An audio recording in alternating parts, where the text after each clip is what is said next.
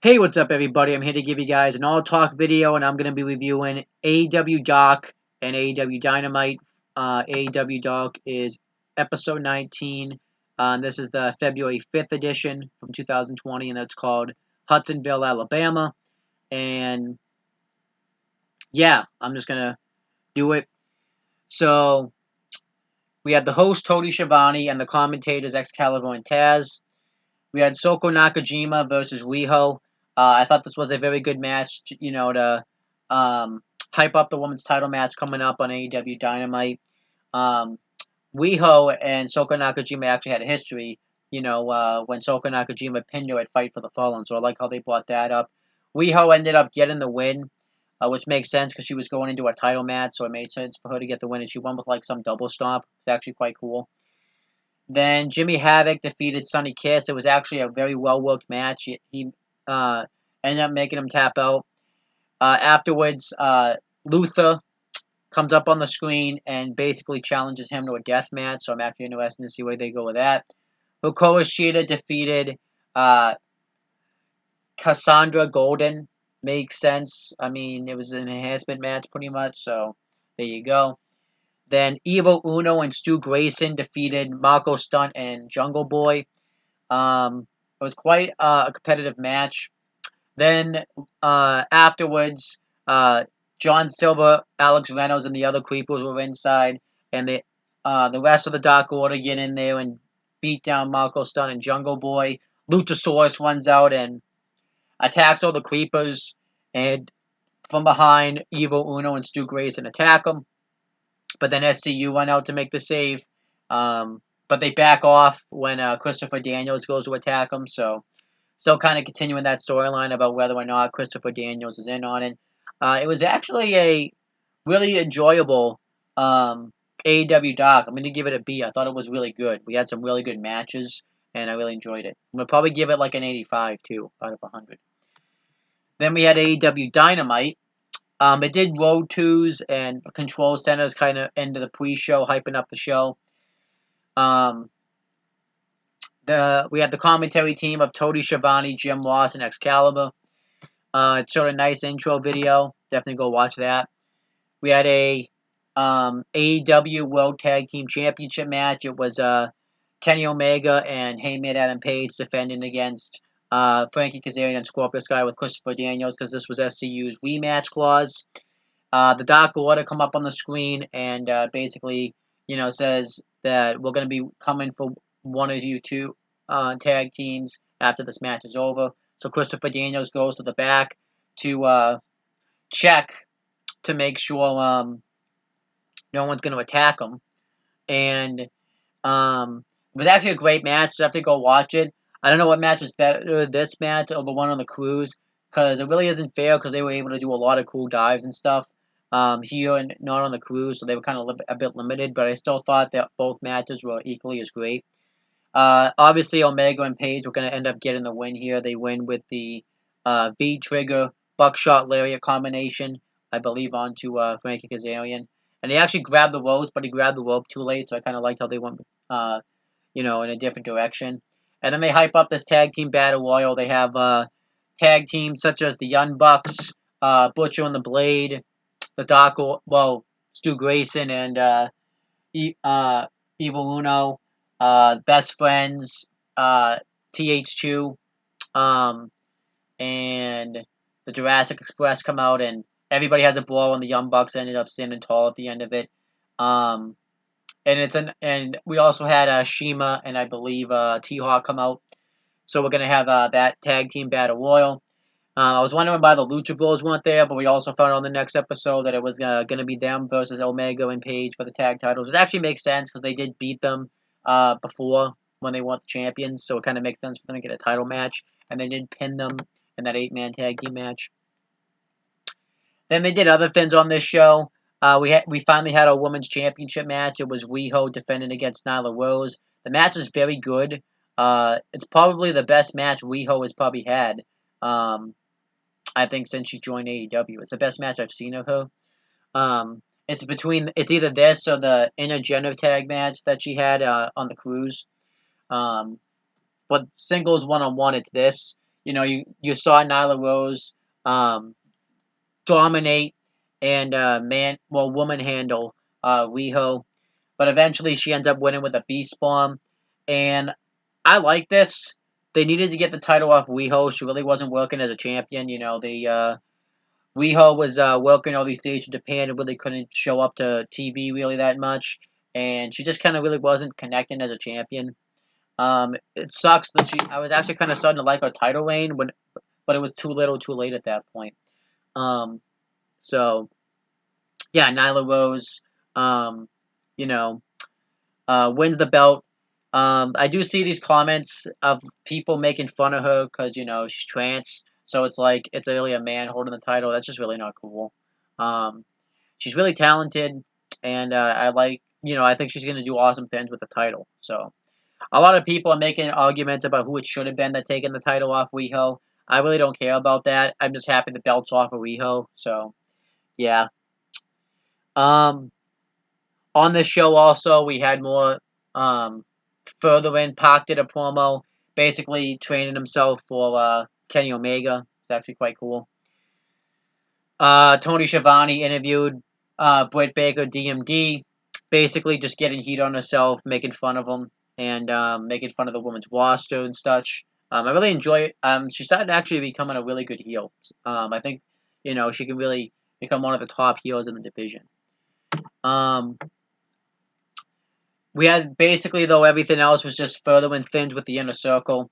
Um, Dustin Rhodes wrestled Sammy Guevara, and he beat Sammy Guevara even with interference. I actually like that. It was a way for him to finally get revenge. For his arm getting broken, and then he challenges Jake Hager to a match at Revolution. So I'm actually excited about that. We're gonna have the debut of Jake Hager, um, and I'm excited to see where that goes.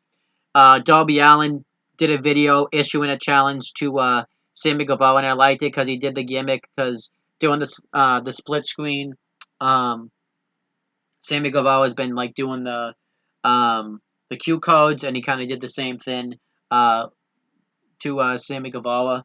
So I'm actually excited to see that match.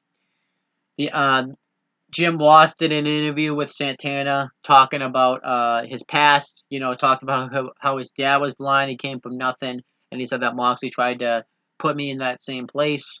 So he said that he's going to hurt John Moxley, and then later on in the night, Soko did another interview talking about that some more. And Chris Jericho says that he has a hitman, pretty much, that um, is paid. He's going to get paid money um, to take out John Moxley, and it's Jeff Cobbs, and they do a nice little video for him. Before I get to that match, I actually forgot to break down MJF versus Jungle Boy. That match was great. MJF ended up getting the win. Brandy Rhodes was on commentary, and they finally put an end to the Nightmare Collective storyline because pretty much they said that she's basically a babyface again. And MJF won with the double cross after hitting him with the Diamond Ring. And afterwards, Wardlow lays out Jungle Boy, but Luchasaurus runs out and they take off. This was a nice way to build up, Wardlow because he has that cage match coming up on the next episode, which I'll definitely be checking out. Then we finally move on to the main event. It was Moxley versus Santana. This was an awesome fight. I really enjoyed the brawl. Eventually, Moxley wins with the paradigm shift, but he got blinded in the match because he got a drink thrown in his face, so he was basically blinded. So the inner circle beat him down. Everybody hits the finisher on him. Jericho hits the Judas effect. Then Jeff Cobb comes out and lays him out. And pretty much now that match was confirmed for the next episode. Then before the end of the show, they did a top 5 thing showing the top 5 moments. And we had Coach's Corner where Arn Anderson was given advice of what they need to do to defeat Wardlow, or what Cody needs to do to defeat Wardlow in the steel cage match. And I thought Dynamite was awesome. I really enjoyed this episode. Really nothing I hated about it. Everything was pretty on point. I'm gonna give it an A though. I'm gonna give it a 96 out of 100. I think the only thing I really didn't like on this show, was I really can't think. There was something, but I forget what it was. But then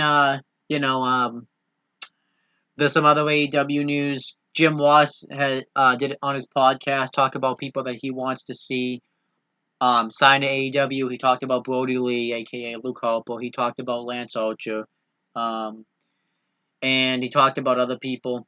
There was the tease that EC3 is possibly gonna go there, which would be great because he did a video, an Instagram post with Chris Jericho. Um, the Jeff Cobb situation. We find out he's actually not signed to a contract. He's basically a free agent. He's even working shows and dates in ROH. So it would be interesting to see if he signs a contract. And I think, yeah, that's basically it. Like I said, it was kind of a slow wrestling news week. I might have forgotten something, but if I did, you can let me know. Oh, I remember. Brandy Rhodes was on the Wrestling Observer talking about, why the Nightmare Collective ended and all that type of stuff. And she basically said that, the fans weren't feeling the gimmick and I wasn't feeling the gimmick, so we just cut it. Which I'm happy about. I really wish this would be something that, like, WWE main roster would take note of, but they're not going to do that. And then Cody was on and Brandy was on with, Brian Alvarez and his co-host, I forget his name, and Cody was on an interview with Dave Meltzer, and he talked about the inclusion, possibly, of a secondary title because he didn't want to call it a mid-card title. And he said it's in the process. It's just kind of one of those things where if they want to do it or not. Um, I do think we are going to get a secondary title. I think we are going to get it, probably not maybe at Revolution, but when maybe at Double or Nothing, the year anniversary, we'll have like a big tournament, building up to that show, and we'll have we'll have the first champion. As for what I think the first champion should be, I think it should either be Pac or MJF. The thing about MJF is I think he should go into the main title scene. So and he's kind of the top heel, so I don't think he needs the secondary belt. So you could give it to Pac. You could give it to Sammy Guevara. That would be nice. Because that would be another title that the Inner Circle can have. But obviously, I think spoiler. I think Jericho's probably losing at Double or Nothing. At Revolution, I mean, but we'll see. And yeah, that's basically it. And he talked about too that possible third hour television, and he teased possibly that maybe a Dynamite's gonna have it a third hour, which I don't know how I feel about that. I would rather just have them have another show. He kind of said he doesn't know what he wants the show to be yet, but that would be interesting. If they did a third hour, I would assume that they'll either keep the show going an hour longer or start it an hour earlier, which would be a huge step up. But it's not like they need to, though, because they're already beating NXT. They've beaten NXT basically since the Wednesday Night Wars have started. Ratings-wise, anyways. I think NXT's only won twice. They won the Go Home show of Survivor Series and on the December 18th edition. And they had a tie once. I think NXT's won 3 times, though. But I could be mistaken. I think they won the week that they weren't there or something. Because there was 1 week AEW won, but it doesn't. I don't really count that one because there was basically no NXT that week. So, yeah, that's pretty much it. And also too, there was a news story that came out. It's from a Twitter. I forget the name of the Twitter account, but pretty much it's possibility that there's infighting with the Elite because they're not fans of how booking's going on. I think they said it's nothing serious, but it's just little touches of it. But this Twitter account's like pretty on the spot because they were like the first ones to report that like Marty Scurll had signed back with our wage and such. So that would be interesting to see what happens there. So it could end up just being nothing, but we'll have to wait and see. But yeah, that's basically it. I really have nothing left to talk about. So I hope you guys enjoyed this. I'm gonna be finally back to like a regular schedule after this. So that's pretty much it, guys. Though I'll talk to you guys later. Like, comment, and share, and do all that type of stuff. That's pretty much it, guys. Talk to you later.